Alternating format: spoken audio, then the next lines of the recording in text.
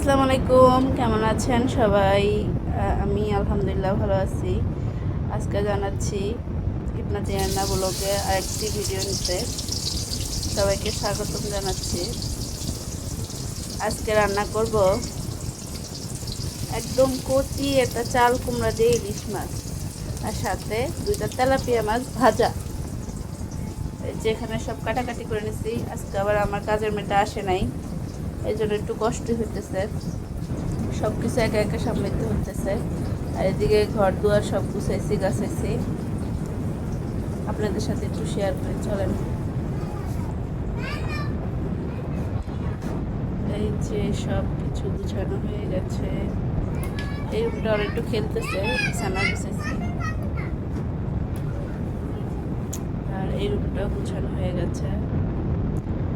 সব গুছিয়া তারপর পরিপাটি করে এখন চলে আসছি রান্না করার জন্য।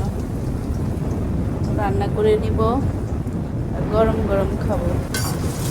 শীতের দিন সব জিনিস গরম গরম খেতে ভালোই লাগে, কিন্তু সমস্যা হচ্ছে রাতের বেলা এত ঠান্ডা পড়ে আর দিনের বেলা আবার গরম পড়ে। এই জন্য কিন্তু অনেকেরই শরীর খারাপ হয়ে যায়, জ্বর আসে, ঠান্ডা লেগে যায়। আমার যেমন গলা ব্যথা করতেছে, জানি না কি হবে, আল্লাহ ভরসা। আজকে রান্না করতেছি, সবাই সাথেই থাকেন। তো এখানে হলুদের গুঁড়ি আর মরিচের গুঁড়িটা দিয়ে দিয়েছি।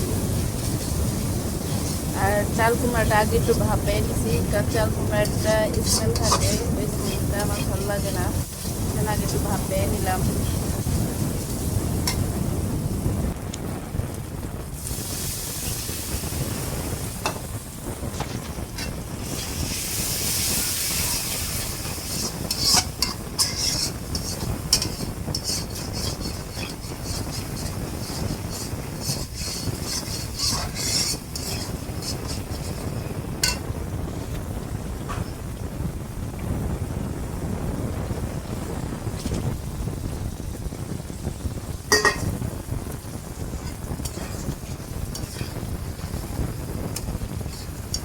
যেহেতু মাছ দুই রকম রান্না করবে, জিনিস মাছটা কম নিয়েছি, এখানে 6 পিসের মতো হয়েছে। একটা মাছ নিয়েছি,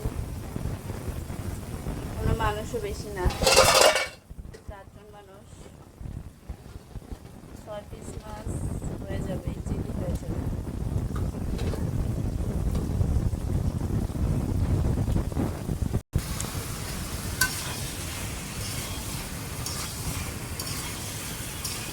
এখন চাল কুমড়া যেটা ভাপায় রাখছিলাম ওইটা দিয়ে একটু কষা নিচ্ছি, মাছ কষা উঠে ফেলেছি।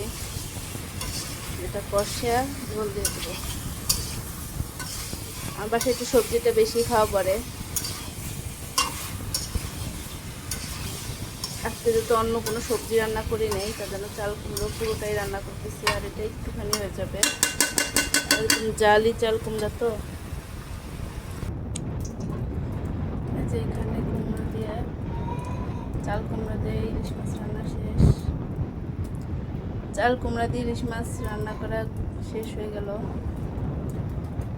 আর এই পাশে যে মাছ ভাজবো, মাছটা ম্যারিনেট করে রেখেছি ধুয়ে টুয়ে, এখন ভেজে নেব।